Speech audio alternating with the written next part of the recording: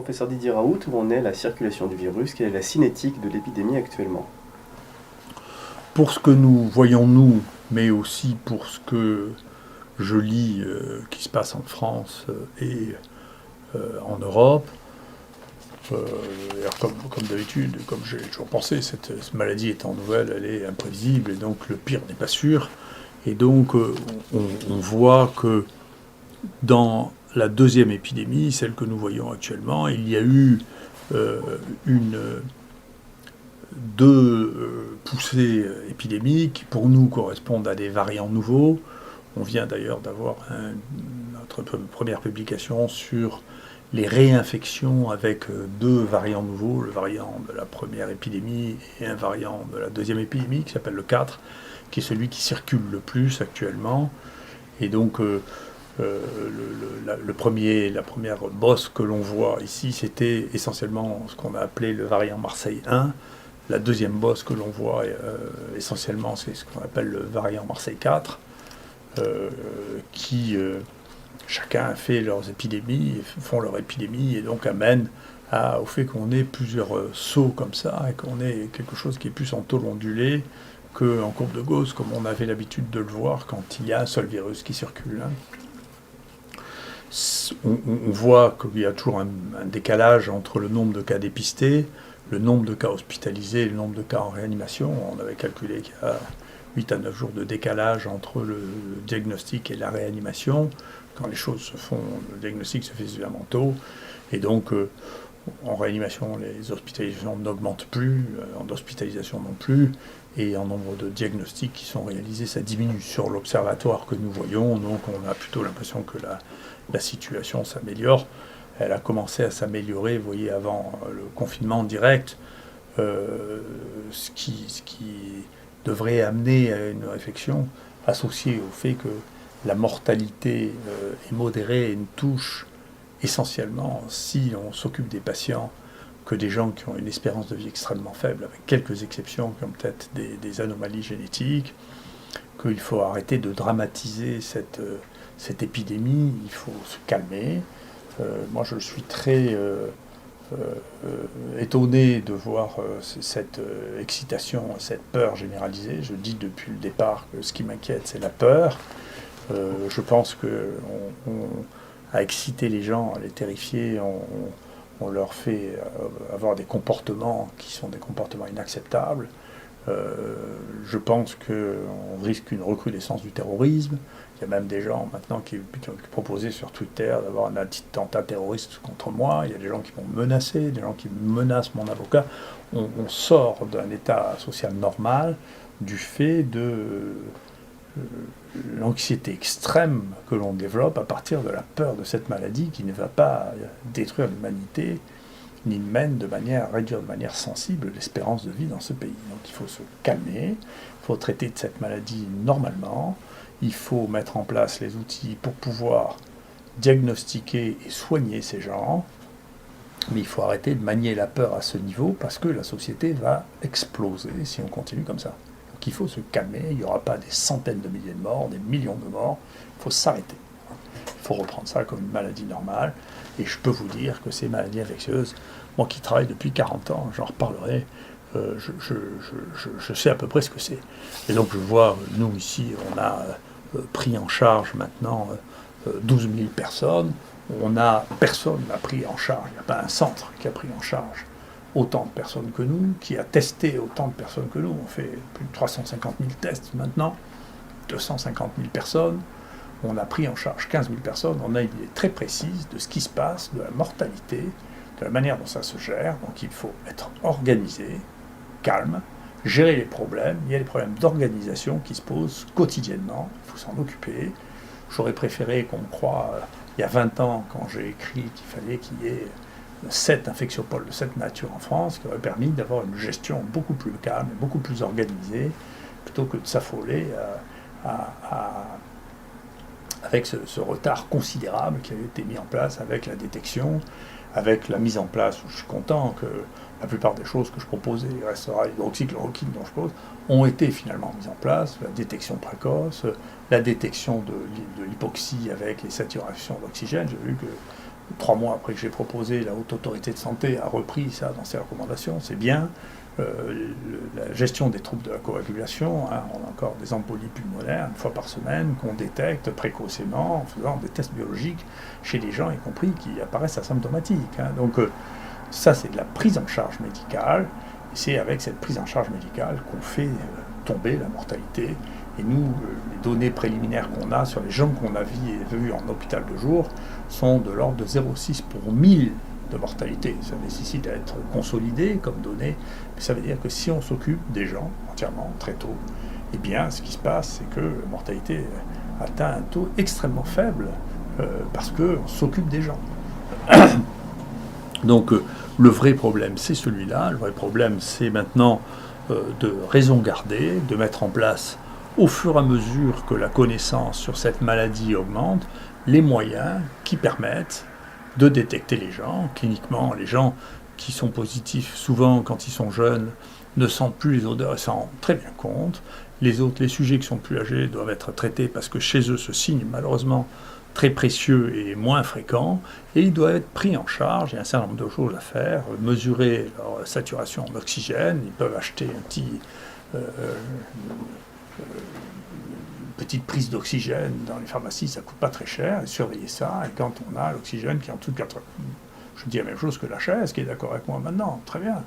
Mais quand on a moins de 95, eh bien, il faut aller à l'hôpital, se faire prendre en charge tout de suite, parce que c'est en dessous de 95, les choses peuvent aller très vite, et on peut se trouver très très vite en réanimation, et là, le pronostic est moins bon. Donc voilà, tout ça, c'est de la médecine, il faut revenir à la médecine, il faut arrêter de s'affoler, il faut arrêter de crier qu'on va tous mourir, parce que ça excite les gens, c'est de plus en plus dangereux, c'est de plus en plus difficile, les gens pètent les plombs, les gens qui sont fragiles nerveusement explosent, il ne faut pas le faire. Voilà. Il ne faut pas vivre dans la terreur, c'est pas bien, il faut revenir au calme, d'accord, et il faut revenir, je vous assure, on a vu plus de gens que tout le monde, moi je n'ai pas attrapé le Covid, je ne fais pas de prophylaxie, je me lave les mains 100 fois par jour, je ne suis pas mort, et pourtant je fais partie des groupes à risque, j'ai plus de 65 ans. Voilà.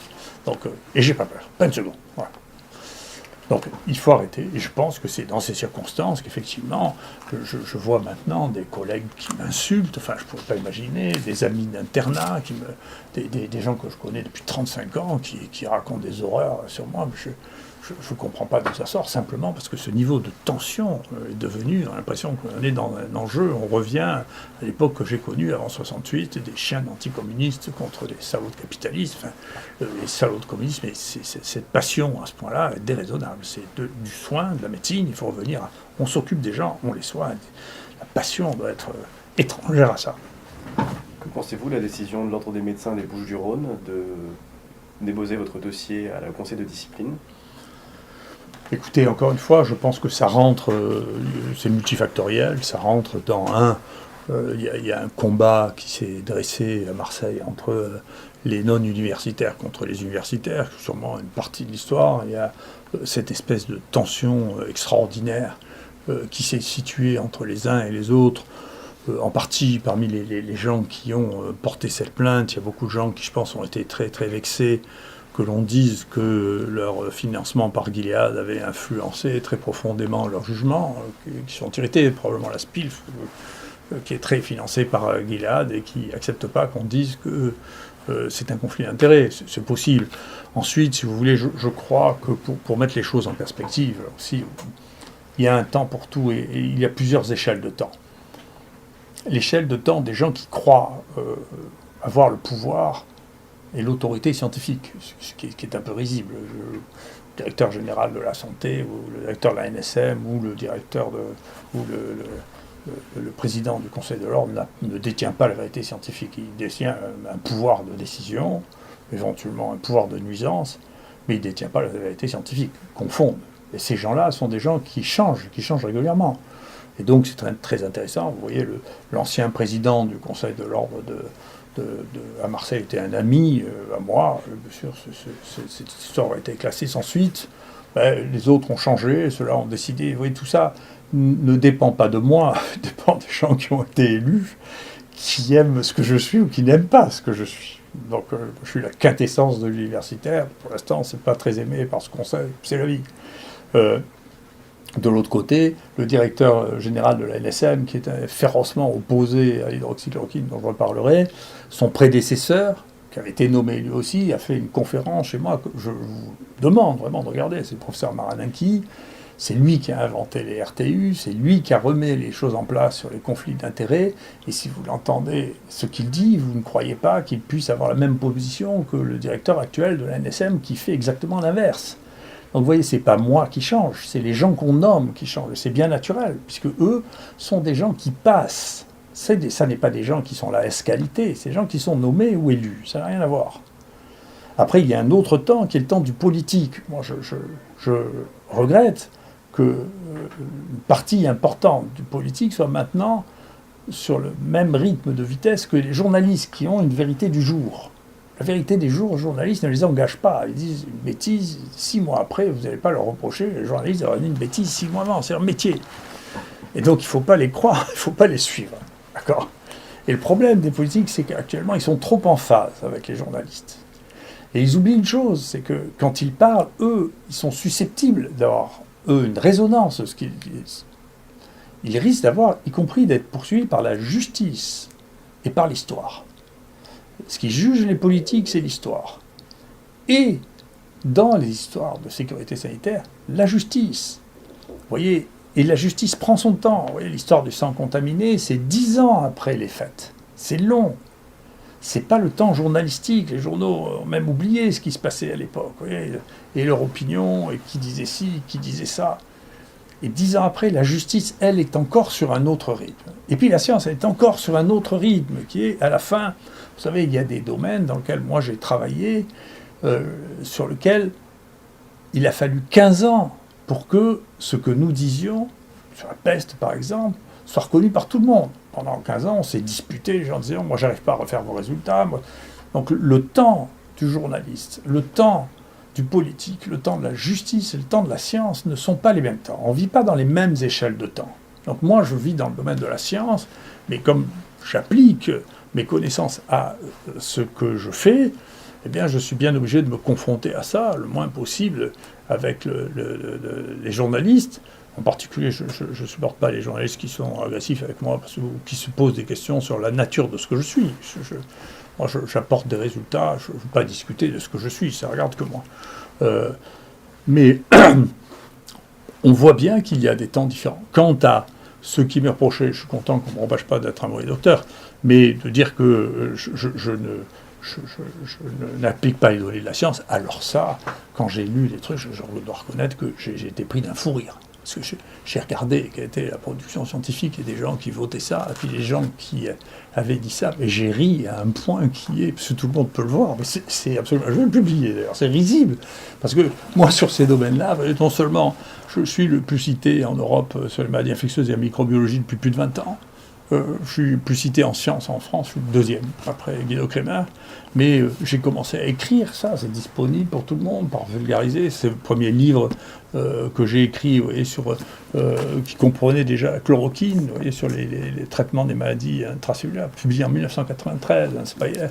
Et puis ensuite, j'ai fait un que sais-je pour expliquer ça au public. J'avais marqué les maladies émergentes, et puis les PUF n'ont pas voulu que j'appelle ça les maladies émergentes, ils m'ont obligé à appeler ça les nouvelles maladies infectieuses, parce que maladies émergentes, personne n'en avait entendu parler à l'époque, parce que j'ai écrit ça en 97. Personne ne savait ce que c'était qu'une maladie émergente.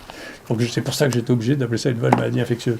Ensuite, parce que j'avais eu le seul laboratoire qui était capable de faire l'analyse des poudres au moment de la crise du bioterrorisme, on m'a demandé de faire une mission sur les maladies infectieuses et le bioterrorisme par le ministère de la Santé et le ministère de la Recherche, que j'ai fait en 2002-2003, et lui aussi disponible sur Internet.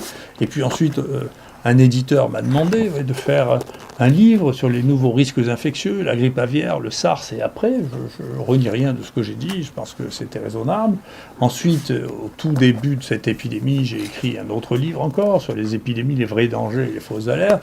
Et puis j'ai essayé de mettre ça dans une perspective scientifique, en expliquant quelle est la démarche scientifique qui me paraît la plus adéquate pour ce que je fais moi. Vous voyez, qui est de l'épistémologie, c'est-à-dire de la science, de l'histoire des sciences, vous voyez, qui est mon dernier livre. Donc, si vous voulez, dire que j'ai une approche qui n'est pas scientifique, c'est c'est ridicule à un point qui est difficile à tenir. Voilà, c'est très très intéressant. Et donc on verra bien, il faut que les choses suivent leur cours.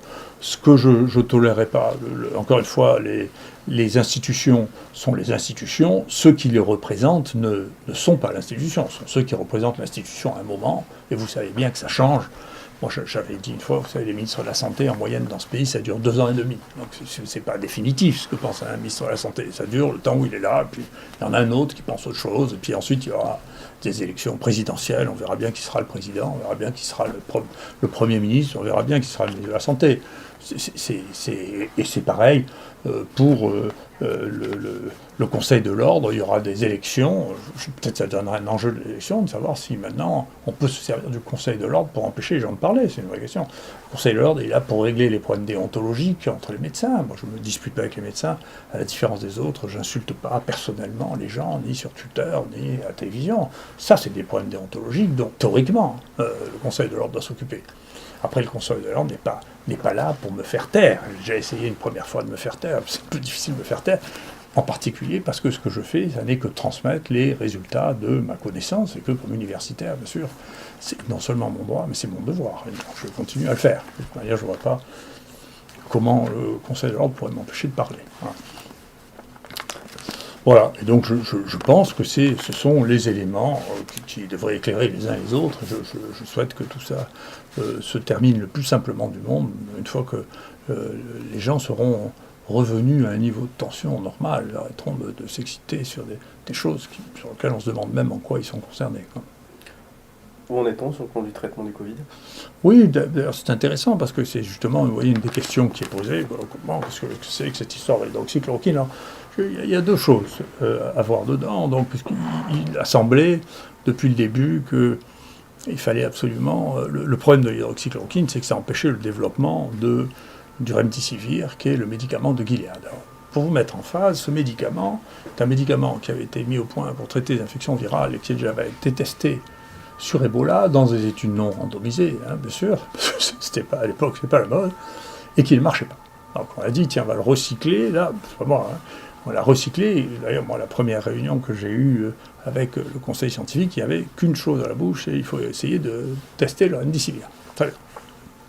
Qui avait déjà commencé à être testé, puisque j'ai observé, puisque j'ai vu la discussion entre le directeur de Gilead et Yazdan Pada, qui se tutoyaient en se disant, tiens, je t'ai le remdesivir. Alors bien sûr, ça venait d'insuffisance rénale, mais ça on le savait.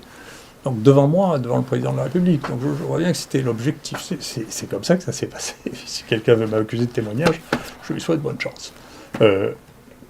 Donc moi j'ai essayé d'introduire ce qu'avaient fait les Chinois. Les seules données qu'on avait, c'est l'hydroxychloroquine, c'est pas moi. Après, que les gens aient essayé de faire croire que je peux avoir des rapports de conflit d'intérêts avec Sanofi, qui, au contraire, avec qui j'ai les plus grandes difficultés pour avoir l'acheminement de médicaments, c'est pas raisonnable. Et puis il n'y a qu'à regarder, il y a mon ami Marananki, sous les recommandations de Xavier Bertrand, a fait des déclarations de transparence que vous avez entièrement, vous n'avez qu'à les regarder. D'accord. Mais cette affaire a fait soulever incontestablement cette espèce de fanatisme pro-Gilead et pro-remdesivir, a fait soulever incontestablement des questions de savoir pourquoi est-ce que tout le monde veut faire du Gilead. Ça a amené à voir que le nombre de gens qui avaient reçu l'argent en nature ou en argent par Gilead est considérable. Moi c'est pareil, à peine ai-je parlé de l'hydroxychloroquine qu'un collègue m'a téléphoné la nuit, je finis par identifier que c'était, de manière anonyme, pour me menacer du pire si je ne retirais pas que l'hydroxychloroquine pouvait marcher avant le lundi à 8h du matin. Et donc après, je me suis rendu compte que c'est lui qui recevait le plus d'argent de Gilead. Alors peut-être que tout ça sont des coïncidences en France, donc peut-être que tout ça sont des coïncidences.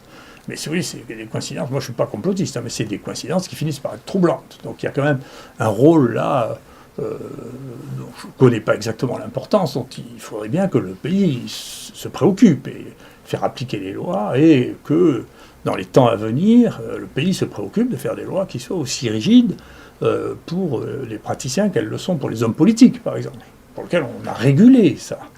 D'accord ?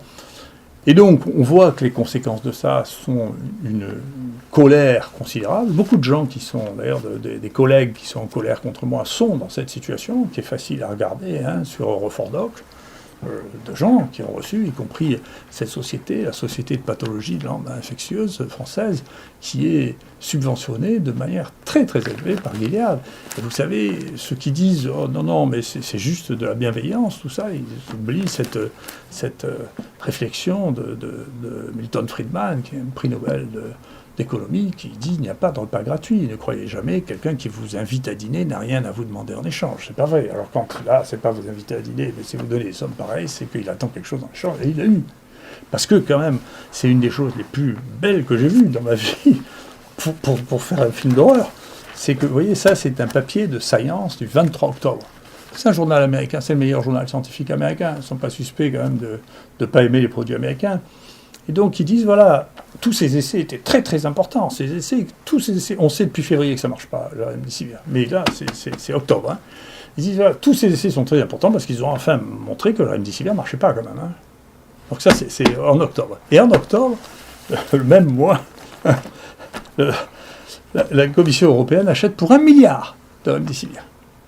On sait que ça ne marche pas. Et le remdesivir, pour mettre ça en perspective, c'est un produit qu'on donne par voie intraveineuse. Les voies intraveineuses pendant 10 jours, d'accord, ça donne au moins 5% de complications graves. Thrombose, peut-être encore plus dans cette maladie dans laquelle on a des troubles de la coagulation, septicémie. Alors, on ne fait pas une perfusion pour rien. La perfusion, c'est un acte agressif, en particulier si on ne fait pas une perfusion d'une demi-heure. On fait une perfusion pendant 10 jours, c'est un acte agressif. D'ailleurs, il y a une véritable question qu'on va poser au comité d'éthique, c'est est-ce qu'il est éthique de faire des placebos par perfusion, c'est-à-dire de mettre à quelqu'un une perfusion alors qu'on sait qu'il n'y a rien dedans et qu'il prend des risques alors qu'il n'a aucun bénéfice à en tirer. C'est très grave de faire ça, puisqu'on sait que c'est dangereux. Et d'ailleurs, quand on regarde l'étude du New England qui disait que le remdesivir était un médicament merveilleux parce qu'il diminuait le temps d'hospitalisation, on voit qu'il y a 10% des gens qui avaient un placebo qui avaient des effets secondaires graves qui ont dû faire interrompre le traitement. Et donc, si le placebo avait été une pilule de talc, vous auriez 0 effet secondaire grave qui aurait fait arrêter le traitement. Donc ça veut dire qu'on a pris la responsabilité de perfuser des gens avec quelque chose dans lequel il n'y avait rien, mais le risque, simplement pour faire un essai, alors que vous n'auriez pas mis de perfusion du tout, pas mis de placebo du tout. Si vous mesurez juste la mort ou la charge virale, vous n'avez pas besoin de simulacre. Ce n'est pas des choses que les placebos modifient. C'est juste de l'adhésion à une espèce de mécanisme automatique qui a été imposé au fur et à mesure par l'industrie pharmaceutique.